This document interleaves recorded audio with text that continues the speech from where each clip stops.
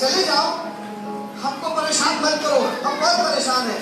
जब हमें अपने अब्बा को इस तरीके से देखा तो मुझे बहुत तरस आई, मुझे बहुत दुख हुआ और मैं तुरंत उठा और अपने घर के पास में जो पास्टर साहब रहते थे उनके घर गया और मैंने उनसे कहा, भैया क्या आप मेरे यहाँ चलेंगे, मेरी भाभी के लिए प्रार्थना कर देंगे, हम लोग बहुत परेशान हैं। वो आए, उन्होंने परमेश्वर के वचन से शेयर किया।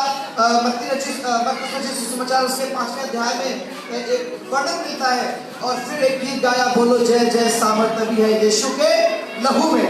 और उन्होंने उसके सर पे हाथ रखा था, दुष्टात्मा मैं तुझसे यीशु मसीह के नाम में हुक्म दे रहा हूँ, जल्दी से घुटना टेक, माथा टेक, तू चाट और चली जा। तो हमने कहा कमाल है, लोग आकर के पूछते तुझे क्या चाहिए, कैसे जाएगी? तो कभी शराब मांगती है, कभी बकरे का बलिदान मांगती है, कभी मुर्गे का बलिदान मांगती है और ये कह रहे हैं कि भूख के चाट और चली जा। हमने कहा ये कैसे हो सकता है? 10-15 मिनट तक वो ऐसे बहस करती रही। थोड़ी देर के बाद में उसने अपनी आंखें नीची करी, वो घुटने पे आई, उसने जमीन पे थूका और चाटने के बाद निखट ऐसे निढाल होकर चली गई। मैं सोचने लगा ये कैसे हो सकता है? क्या यीशु मसीह के नाम में इतनी ताकत है जितनी जिस माबूद की मैं इबादत करता हूँ उसमें नहीं है? मेरी माँ कुरान की हाफिज, जब वो कुरान की आयतें पढ़ती थी तो मेरी भाभी जिसको अरबी नहीं आती थी वो वैसे बाउंस बैक करती थी और लोग कहते थे ये हुआ क्या है? पर जब यीशु मसीह के नाम से पास्टर जी ने दुआ करी, वो छू से चार नहीं बोली और निकल गई और मेरे दिल में एक आवाज आने लगी, क्या यीशु मसीह के नाम में इतनी सामर्थ है? क्या यीशु मसीह के नाम में इतनी सामर्थ है? और तब उन्होंने मुझे न्यू टेस्टामेंट पढ़ने के लिए दिया और मैं पढ़ने लगा और पढ़ते पढ़ते मेरे जीवन में परमेश्वर ने काम करना शुरू किया। और एक दिन मैंने अपनी जिंदगी खुदा यीशु मसीह को दी और उसके 2.5 साल में घर में रहा। घर में मेरा बुरा हाल था, मार होती थी, मारते थे, पीटते थे, मेरा मुंह काला कर देते थे, घर से निकाल देते थे, कहते थे तू काफिर हो गया है। और 1987 में 15 फरवरी के दिन मुझे घर से निकाल दिया गया 1 रुपए के साथ में। और उन्होंने सोचा बर्बाद हो जाएगा, 4 दिन के बाद में चला आएगा। आसमान के खुदा ने मुझ पर फजल किया। आज तक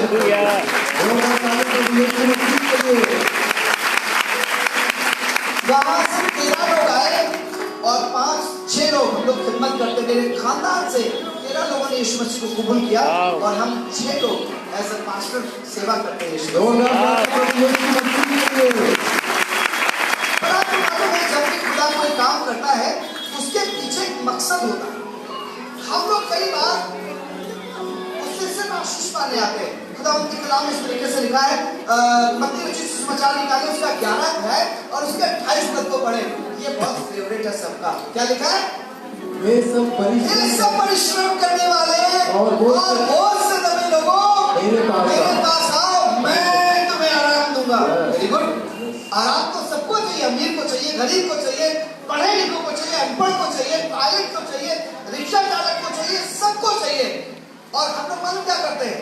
आते हैं और लिखा है ऐसा मेहनत करने वाले, बोझ उठाने वाले लोगों मेरे पास आओ और मैं तुम्हें विश्राम दूंगा, आराम दूंगा।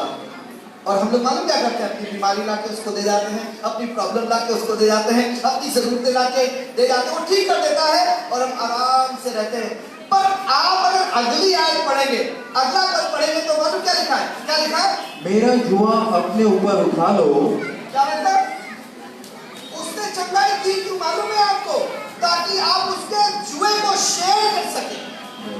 इट इज नॉट ओनली कि आप आराम से रहते हैं और पूरी दुनिया यही करती है। यीशु मसीह से चंगाई पाने के बाद अपने काम पे चले जाते हैं। यीशु मसीह से बरकत हासिल करने के बाद अपनी जिंदगी में मुब्तला हो जाते हैं। यीशु मसीह से अता पाने के बाद में अपनी जॉब करने लगते हैं, जॉब मिलने के बाद जॉब पे चले जाते हैं। पर यीशु के पास कभी नहीं आते। पर यहाँ पर लिखा है मैं तुम्हें आराम दूंगा, लेकिन तुमको एक काम करना पड़ेगा, तुम्हें मेरा जुआ अपने कंधे पर लेना पड़ेगा। कभी आपने जुआ देखा है? जुए की बात नहीं कर रहा हूं, जुए की बात कर रहा हूं। जुआ देखा है? जुआ कैसा होता है? और उसमें एक बैल होता है, एक होता है ना, एक नहीं आपने नहीं देखा, एक होता है, 2 बैल, 2 होते हैं। यीशु मसीह कह रहा है एक तरफ मैं हूं और एक तरफ तुम आ जाओ। जब उसने चंगाई दी that you will share his burden, आप उसकी सेवकाई का हिस्सा बन जाएंगे। पर ऐसा होता नहीं है। हम ठीक होने के बाद अपने बाहर चले जाते हैं। कुछ जगहों पर आज शाम में आपको लेकर के चलूंगा जहां पर जब लोग ठीक हो गए तो आसमान के खुदा ने उनको बताया मैंने तुम्हें ठीक क्यों किया है। मरकुस रचित सुसमाचार में इस तरीके से लिखा है 5वें अध्याय में उसके पहले पद में वहां पर लिखा हुआ है और वे झील के पार गरासेनियों के देश में पहुंचे। यीशु मसीह और उसके चेले, आपको पता है यीशु मसीह जब चलते थे उनके पीछे हजारों लोग चलते थे और हजारों लोगों को रोज चंगा करते थे। पर आज यीशु मसीह ने हजारों लोगों के पास जाना और उनको चंगाई देने के लिए मन नहीं बनाया है। आज एक व्यक्ति को बचाने जा रहा है यीशु मसीह, सिर्फ एक व्यक्ति, जस्ट वन। और वो गरासेनियों के देश में पहुंचे। जी आगे बढ़ेगा लिखा है जब नाव पर से उतरा तो तुरंत एक मनुष्य जिसमें अशुद्ध आत्मा थी कब्रों से निकलकर उससे मिला। जी वह कब्रों में रहा करता था। कहाँ रहता था? रिहाइश कहाँ है? कब्रों में रहना पसंद करेंगे? हेलो, कोई रहेगा कब्र में? कोई? इसके बाद ढेरों कब्रें आकर 4 मकान है, कहता मेरे पास 4 कमरे हैं। कमरे नहीं, कब्रें। वो कब्रों में रहा करता था और उसे कोई इसको कब्र में छोड़ के कौन आया है? आपको मालूम ये जगह कहां पर है? ये जगह टापू है। जब आगे किस्सा पढ़ेंगे तो लिखा है वो अपने आप को घायल करता था, वो सांकलों से बांधा गया था, तोड़ दी थी, बेड़ियां तोड़ दी, कोई उसे काबू में नहीं कर सका था। जब मम्मी पापा ने देखा और 8:28 में लिखा हुआ है मत्ती रचित सुसमाचार में ऐसे आदमी के बारे में, वो लोगों को घायल करता था। ये लोगों को घायल करता था, अपने को घायल करता था। और तब ढेरों बार लोगों ने शिकायतें करी होंगी। माँ ने जिस लाडले के लिए मन्नत मानी होगी मेरे यहाँ एक बेटा पैदा हो जाता तो क्या होता, वो माँ, वो भाई, वो बाप छोड़ के कहाँ चले आए? कहाँ? कब्रों में, कब्रिस्तान में। वहां चाय की दुकान नहीं है, वहां होटल नहीं जो खाना खाएगा वो। माँ बाप वहां छोड़ा है, जीते जी अपने बच्चे को कुछ तो हुआ होगा ना?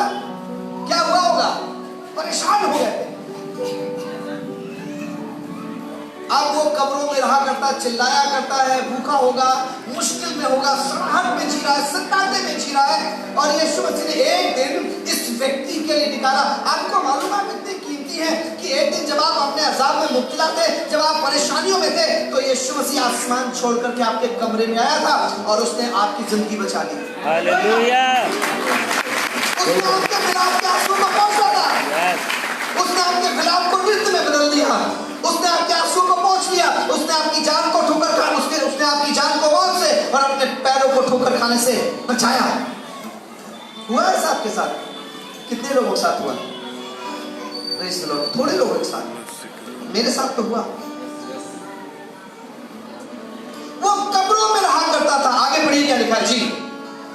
और कोई उसे सांकलों से भी नहीं बांध सकता था। मतलब किसी की चिंता नहीं था। वो तुम सिखाओगे। ढेरों लोग यहाँ बैठे होंगे जो कहते हैं तुम सिखाओगी। अपनी वाइफ से कहते हैं तू सिखाएगी मुझे। माँ तो मुझे सिखा नहीं पाई, पापा तो मुझे सिखा नहीं, तू सिखाएगी। बहुत से लोग बैठे माँ से कहते तू सिखाएगी मुझे। ये भी कहता होगा तू सिखाएगा मुझे। बहुत बार वो सांकलों से बांधा गया था जी, क्योंकि वह बार बार बेड़ियों और सांकलों से बांधा गया था। बार बार बेड़ी और सांकलों से बांधा गया था। पर उसने सांकलों को तोड़ दिया। उसने सांकलों को तोड़ दिया और बेड़ियों के टुकड़े टुकड़े कर दिए। और कोई उसे वश में नहीं कर सकता था। फिर आगे पढ़िए क्या लिखा हुआ है? वह लगातार रात दिन कब्रों और पहाड़ों में चिल्लाता। क्या चिल्लाता होगा? कोई है जो मुझे बचाएगा, कोई है जो मुझे प्यार करता है, कोई है जिससे मेरी चिंता है, कोई है जो मुझे खिलाएगा। और आपको पता है जब वो कब्रों में चिल्ला रहा था तो आसमान और जमीन का खालिक और मालिक उसने उसकी आवाज सुनी और अपने चेलों से कहा आज चलो दूसरी जगह चलेंगे। चले कह रहे पता नहीं कहाँ ये समुद्र में चढ़ करके वो कब्रिस्तान में जा रहा है। तब जब वो वहां पर उतरा एक आदमी मिला। चेले कह रहे एक आदमी के पीछे 20,000 को छोड़ाया।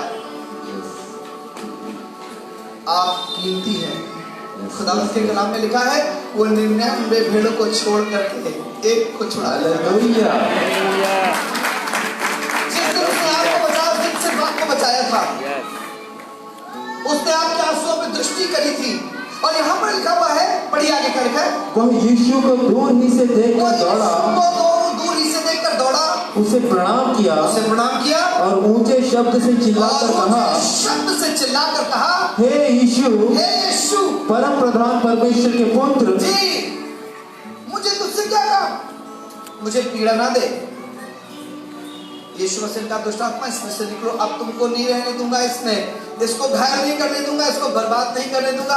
खुदावंद के कलाम में लिखा है, परमेश्वर ने जगत से ऐसा प्रेम किया कि उसने अपना इकलौता पुत्र दे दिया, ताकि जो उस पर विश्वास करे वो नाश ना हो परंतु अनंत जीवन पाए। परमेश्वर का पुत्र जगत में इसलिए नहीं आया कि सजा का हुक्म दे, पर इसलिए कि जगत उसके द्वारा उद्धार पाए। उसका आना इसके बाद ये आदमी बच जाए जो जीते की कविता में छोड़ाया गया है, कब्र से उसने मुर्दे जिंदा किए है ना, पर जिंदे को मरने से बचाया। और तब लिखा है उसकी जिंदगी में ऐसा काम किया कि लोग देखने आए। 15 पद को पढ़ेंगे तो वहां पर लिखा है, 15 पद से पढ़ेंगे तो वहां पर लिखा है, यीशु के पास आकर वे उसको, जिसमें दुष्ट आत्माएं थी, हाँ अर्थात जिसमें सेना समाई थी, 14 पद से पढ़ेगा, उनके चरवाहों ने भागकर नगरों और गांवों में समाचार सुनाया, और जो हुआ था लोग उसे देखने आए। कुछ हुआ है जो देखने आए। बता रहे भैया को जो बेड़ी तोड़ देता है वो कपड़े पहन के बैठा है, वो जो गालियां दिया करता था, पत्थर मारा करता था, वो शांति से बैठा है। तो कह रहे चलो बेकार की बात कर, ऐसा हो सकता है? जी ऐसा होता है। राष्ट्र क्यों डरे हुए हैं? क्योंकि उसको छोड़ कोई बड़े बड़े आश्चर्य कर मेरे यीशु के जैसा खुदा ही नहीं। आसमान के नीचे, जमीन के ऊपर, मनुष्यों के बीच में और कोई नाम नहीं रह गया जो इस तरीके से उद्धार करता हो। मतलब लिखा खुदावंद के कलाम में, जो कुछ हुआ था लोग उसे देखने आए। पढ़िए क्या लिखा है, यीशु के पास आकर वे जिसमें दुष्ट आत्माएं थी, अर्थात जिसमें सेना समाई थी, कपड़े पहने, बिल्कुल।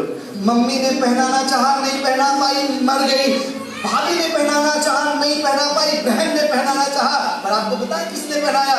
यीशु ने कब्रिस्तान में आकर के उसे कपड़े पहनाए, उसके पाप को ढक दिया, उसके अपराधों को क्षमा कर दिया, उसको एक नया जीवन दिया और उसको एक नई सृष्टि बना डाला।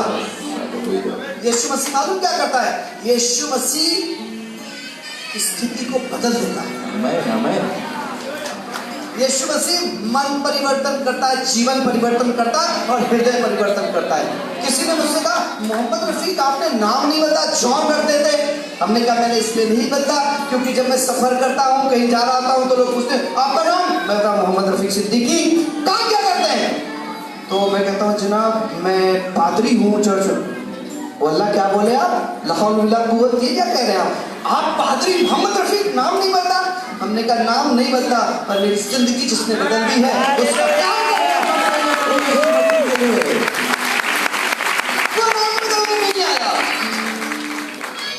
वो आपकी पहचान बदलने आया, वो नाम बदलने नहीं आया, वो विलाप को नृत्य में बदलने के लिए आया, वो नाम बदलने के लिए आया, आपकी जान को माफ करने के लिए आया। और तब लिखा है पहने हुए उसको कपड़ा पहने हुए देख कर डर गए। आगे बढ़े क्या लिखा? कपड़े पहने और सचेत बैठे देखकर डर गए। इसके पहले के सचेत नहीं था, सचेत होश में नहीं था। आपको पता है बहुत से लोग होश में नहीं है। जिस दिन होश आएगा उस दिन समझ में आएगा कि कितनी अच्छी मेरी माँ थी, मैं कितनी उसकी बेइज्जती करता था, कितनी अच्छी बीवी मिली। सचेत नहीं है। पर आपको बता रहे यीशु मसीह आपकी जिंदगी में आएगा और आपके जुए को टुकड़े टुकड़े करके अपना जुआ देगा जो आराम का जुआ है, अपनी शांति देगा जो फिर कभी नहीं खत्म होती, अपनी बरकत देगा जो नेवर एंडिंग है। और तब यहाँ पर लिखा हुआ, पढ़े आगे, देखने वालों ने उसका जिसमें दुष्ट आत्माएं थी जी और सूरों का पूरा हाल उनको कह सुनाया जी। तब वे उनसे विनती करके कहने लगे कि हमारी सीमा से चला जा। अब यीशु मसीह नाव पे चढ़ रहे हैं और जा रहे हैं। सुनिए क्या लिखा है जी। जब वह नाव पर चढ़ने लगा, जब यीशु मसीह वापस नाव पे चढ़ने लगे, वह जिसमें पहले दुष्ट आत्माएं थी, वो जिसमें पहले अब दुष्ट आत्माएं थी। एक गवाही है, आपको बता रहे हैं, पहले थी अब नहीं है। पहले नंगा रहता था, अब कपड़े पहने हैं। पहले सचेत नहीं था, अब सचेत है। अब इसमें चेतना आ गई है। आपको बता रहे, जब यीशु आता है तो चेतना आती है, सोचना शुरू करता है आदमी, अच्छे फैसले करना शुरू करता है। अब उसे क्या करना है, क्या नहीं करना है, कौन सा काम अच्छा, कौन सा बुरा है, he decides। आगे बढ़ गया, उससे विनती करके कहने लगा, उससे विनती करके कहने लगा, मुझे अपने साथ रहने दे। प्लीज यीशु मसीह, मुझे अपने साथ ले चलो। तुमने मेरा जीवन, मम्मी के पास नहीं जाएंगे, जीते जी छोड़ गई थी। पापा के पास नहीं जाएंगे, जीते जी छोड़ गया था। भैया के पास नहीं जाएंगे, जीते जी कब्रिस्तान में छोड़ गया था। उससे हमें प्यार नहीं था, अपने साथ रखो, मुझे कोई नहीं मानेगा। यीशु मसीह ने मालूम क्या किया? हाँ चलो बेटा। परंतु उसने उसे आज्ञा न दी। क्या आज्ञा न दी? गलत बात है, अच्छी बात है। कह रहा सारी जिंदगी तुम्हारे साथ में रहेंगे, यीशु मसीह कह रहे तुम्हें नहीं ले जाएंगे। अच्छी बात है, गलत बात है? अच्छी बात है। उसने उसे आज्ञा ना दी। हम क्या करते हैं? हम ठीक होने के बाद यीशु मसीह के साथ बैठे रहते, कोई काम नहीं करते। संडे को आते हैं, खाना आराधना करते हैं, उसके बाद मीट खरीदते हैं और खाना खा के सोचते बड़ा अच्छा सरमन था। पास्टर साहब क्या बोलते हैं, और कुछ लोग बोलते हैं पास्टर साहब बहुत लंबा बोलते हैं। कुछ लोग बोलते हैं पास्टर साहब क्या बोलते हैं, समझ में नहीं आया, टाइम बर्बाद कर दिया। पर बचने के बाद, ठीक होने के बाद हम बहुत दुआ करते हैं, पास्टर साहब बहुत बाइबल पढ़ते हैं। उसको आपका बाइबल पढ़ना और आपका दुआ करना बहुत बार अच्छा नहीं लगता है। मालूम क्यों? पढ़िए क्या लिखा, उसने उसे अपने पास साथ लेने का से मना कर दिया। फिर क्या बोला? जाओ और अपने घर जाकर अपने घर जाओ, अपने लोगों को बता। आपको बताएं, जब घर जाएगा तो लोग, भैया तुम कपड़ा पहने हो, ये कैसे हो गया? पर आपको मालूम वो घर नहीं गया, घर नहीं गया। अपने घर जाकर के बता कि परमेश्वर ने तुझ पर अनुग्रह करके कैसे बड़े बड़े काम किए। वो घर नहीं गया। सुनिए क्या लिखा है, वो जाकर दिका पुलिस में, वो थाने में चला गया। दिका पुलिस, जो पुलिस दिख करती है, वहां चला गया। क्या लिखा है? दिका पुलिस में इस बात का प्रचार करने लगा। ये कौन सी पुलिस है भैया? कहाँ क्या पता है आपको? दिका पुलिस, दिका मतलब देखा, देखा मतलब 10, पुलिस मतलब शहर। उसे समझ में अच्छा यीशु मसीह आप मुझे भेज रहे हैं ताकि वो जो हुआ बताऊं। 10 शहरों में जाके कन्वेंशन करके बताने लगा, मेरे जीवन को परमेश्वर ने बदल दिया।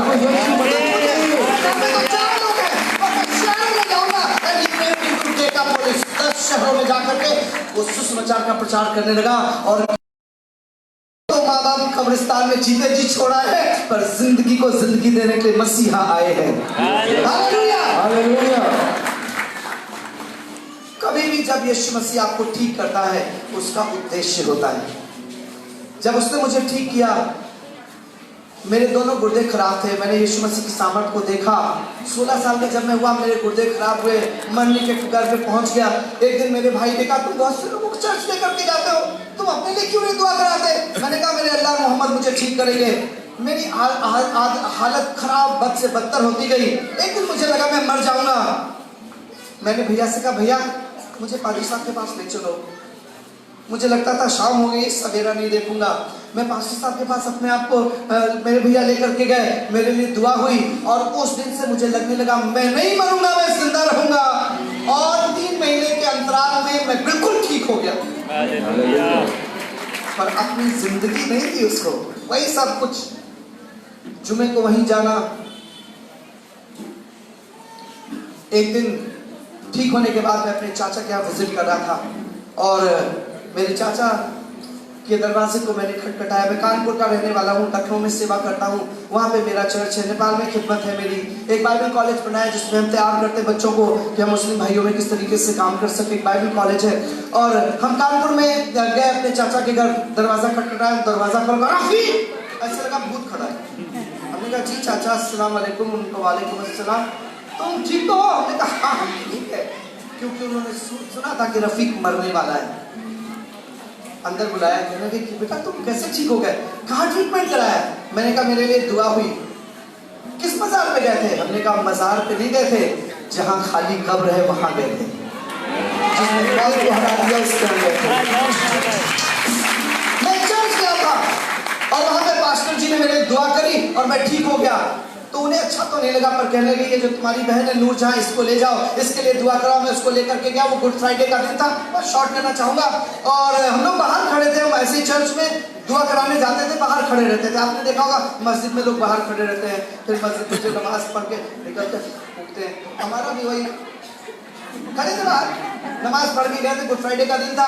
किसी ने कहा कब तक खड़े रहोगे, अंदर बैठो जाकर के, ये पेंटिकॉस्टल चर्च है, ये 3.5 घंटे का होता है। हमको क्या मालूम पेंटिकॉस्टल क्या होता है। अंदर गए और जैसे मैं अंदर बैठा, I felt awesome presence of God was there. वहाँ पर खुदा की कुव्वत मैंने कभी वो सामर्थ कभी मैंने महसूस नहीं करी थी। मैं कल्पना करने लगा वहाँ क्यों नहीं, मैं तो छुटपन से रोजा रखता हूँ, मैं छुटपन से नमाज पढ़ता हूँ, वहाँ इतना सुकून क्यों नहीं मिला, यहाँ क्यों है। और तब उससे कोई बात करने लगा और कहने लगा रफीक तुम गुनहगार हो। मैंने कहा मैं सारे फराइज मानता हूँ इस्लाम के, जो कोशिश करता हूँ मानने की। फिर उसने कहा तुम गुनहगार हो, तुमने ये किया ये किया। मेरे आंख से आंसू बहने लगे, मैं तौबा करने लगा और मैंने अपनी जिंदगी खुदा यीशु मसीह को सौंप दी। मैंने कहा कुछ भी हो अब उसकी खिदमत करूंगा, उसके लिए जीऊंगा। 2 साल बहुत बुरे गुजरे।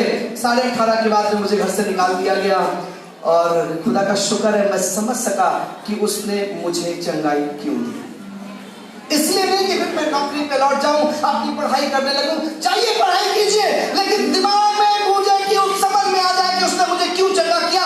इस व्यक्ति को समझ में आ गया कि यीशु बता रहा कि जाओ अपने घर बताओ कि एक है जो ऐसे काम करता है जिनकी थाल लगती और इतने आश्चर्य कर्म करता जो गिरे नहीं जा सकते।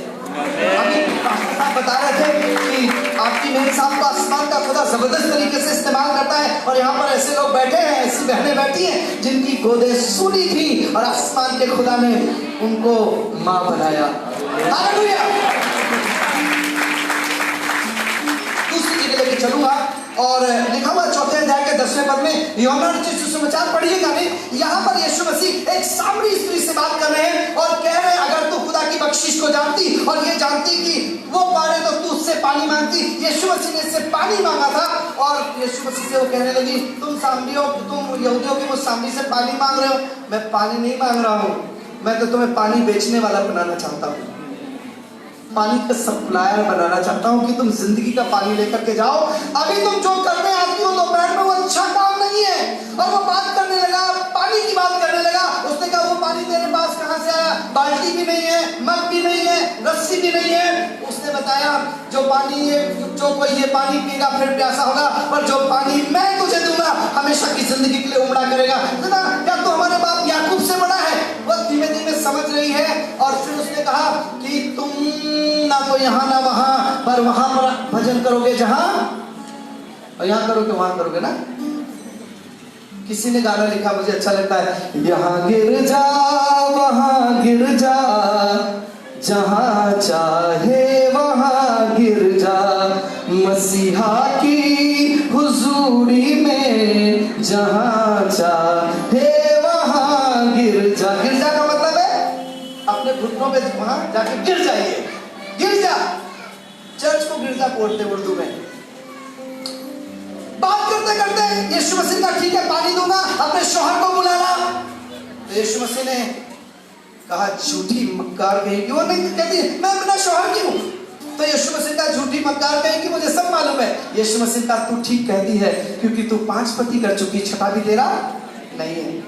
उसको लगा इसको कैसे मालूम। उसने कहा क्या तुम भविष्यवक्ता हो। थोड़ी देर के बाद में वो कहती है मसीह जो आने वाला था वो तू ही है।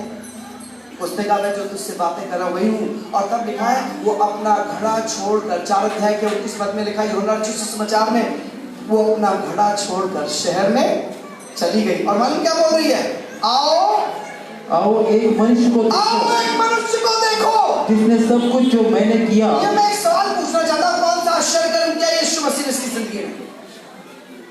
सिर्फ उसकी जिंदगी के बारे में बताया कि तुम अच्छी स्त्री नहीं हो, लेकिन इतनी सी बात अगर आपसे कोई कह दे तो आप तो बिगड़ जाएंगे। पर वो समझ गई और तब लिखा है अपना घड़ा छोड़कर। ये घड़ा दादी ने भी छुड़वाने की कोशिश करी थी, शौहर ने पहले वाले ने छुड़ाने की कोशिश करी तो उसको तलाक दे दिया, दूसरे वाले को भगा दिया, तीसरे वाले से कहा नहीं तुम्हारा। ये घड़ा नहीं छोड़ूंगी। और आपको बता रहा हूँ, यीशु मसीह जब उससे बातें कर रहा था तो उसने कहा था कि जो पानी मैं तुझे दूंगा वो तेरे जीवन में सोता बन जाएगा और अनंत जीवन के लिए उमड़ा करेगा। आपको मालूम है, जब सोते का पानी उमड़ता तो कोई रोक नहीं सकता है। इसके जीवन में वो पानी आया और घड़ा छोड़ करके शहर में चली गई और कहने लगी, आओ एक मनुष्य को देखो, मैंने जो कुछ किया उसने बता दिया, कहीं यही मसीह तो नहीं। और तब लिखा है लोग निकल करके आने लगे। 39वें पद से पढ़िएगा, तब लिखा है 4:39 पद से लिखा है, लोग निकल करके यीशु के पास आने लगे और वो ये चिल्ला के कह रही थी, देखो ये मसीहा है, ये बचाने वाला है, ये छुड़ाने वाला है, इसने मेरी इज्जत का मुरब्बा नहीं बनाया। अपने चेलों को भगा दिया था यीशु मसीह ने और तब उससे बातें करी थी एकांत में। और ये औरत बता रही, हाँ मैं ठीक नहीं हूँ, मैं अच्छी नहीं हूँ। और तब उसने कहा, मैं इसलिए आया हूँ कि मैं हमेशा की जिंदगी तुझे दूं। आगे पढ़िएगा, लिखा 39वां पद। उस नगर के बहुत से सामरियों ने, उस नगर के बहुत से सामरियों ने उस स्त्री के कहने उस से, स्त्री के कहने से, आपको पता है कि परमेश्वर ने आपको क्यों बुलाया, क्यों बचाया, ताकि आप उन बातों का बयान करें जो आपकी जिंदगी में यीशु मसीह ने की है। हम चुप हो जाते हैं, हम किसी से नहीं बताते, हम चर्च में गवाही देते हैं यीशु मसीह ने जब से किया हमारे घर में शांति है। पर ये तो चिल्ला रही है, आप शांत हो गए तब से, ये चिल्ला रही है। और तब लिखा, उस शहर के बहुत से सामरियों ने यीशु मसीह में विश्वास किया। जी जल्दी से पढ़ें। स्त्री के कहने पर यीशु पर विश्वास किया, जी, क्योंकि उसने यह गवाही दी थी, हाँ उसने सब कुछ जो मैंने किया है, सब कुछ जो मैंने किया है मुझे बता मेरे दिया। बारे में सब पता है। आपको मालूम है यीशु को आपके बारे में सब पता। आप कितनी मुश्किल से जा रहे हैं, आपके कितने आंसू बह रहे हैं, आप रात भर सो नहीं पाते हैं, आप क्या, आप घुट घुट करके जिंदगी हो जाए, उसे पता है। और इसलिए यीशु मसीह उस दिन सारा काम छोड़ के सिर्फ इस स्त्री को बचाने के लिए आया। पर सुनिए, इसको समझ में आ गया कि उसने मुझे क्यों बचाया। तब लिखा है, आओ देखो जो कुछ मैंने किया उसने बता दिया। आगे बढ़िए कि क्या क्या। इसलिए जब ये सामरी उसके पास आए, इसलिए जब ये सामरी यीशु के पास आए तो उससे विनती करने लगे, तो यीशु मसीह से विनती करने लगे कि हमारे यहाँ रह, प्लीज हमारे यहाँ रुक जाइए, हमारे यहाँ भी ऐसी बहुत सी मुश्किलें हैं, आप ठीक कर सकते हैं। जी आगे। अतः वह वहाँ 2 दिन तक रहा। 2 दिन तक रहा। वो वहां किसके कहने से? सामरी। जब आप गवाही देंगे तो बहुत से लोग यीशु को ढूंढते आएंगे, पास्टर को ढूंढते आएंगे, पूछेंगे वो यीशु से मेरी भी मुलाकात करा दीजिए। और तब वो मुलाकात करने के लिए 2 दिन वहां पर ठहर गया। आगे बढ़े क्या लिखा है? उसके वचन के कारण, उसके वचन के, किसके? वो जो खराब स्त्री थी, अब उसके वचन में वजन है, अब लोग उसकी बातें सुनते हैं। उसके वचन के कारण और भी बहुत से लोगों ने विश्वास किया। और उस स्त्री से कहा, अब हम तेरे कहने ही से विश्वास नहीं करते। दीदी, अब तुम्हारे कहने से विश्वास नहीं आया। ये 2 दिन जब यीशु मसीह मेरे जीवन में रहा है ना, कुछ हुआ है जी, क्योंकि हमने आप ही सुन लिया और जानते हैं कि यही सचमुच में जगत का उद्धार करता है। जगत का उद्धार करता है। यीशु मसीह के लिए जोरदार तालियां बजाएंगे। सवाल पूछता हूँ, किसने बताया? वो जो 5 पति कर चुकी थी, अब उसकी जिंदगी बदल गई है, पर उसने अपनी जिंदगी की वो गवाही चिल्ला करके दी। आपको पता है बहुत से ऐसे काम किए हैं खुदा ने, यीशु मसीह ने आपकी जिंदगी में, जो बताने के लायक है, तो बताने के काबिल नहीं था ना, पर चिल्ला करके कह रही है। पर आपके तो ढेर सारे ऐसे काम किए हैं जिनको आप चिल्ला के बताएंगे तो नगर का नगर आ जाएगा उसके पास। परमेश्वर आपको आशीष दे। आप प्रभु के दास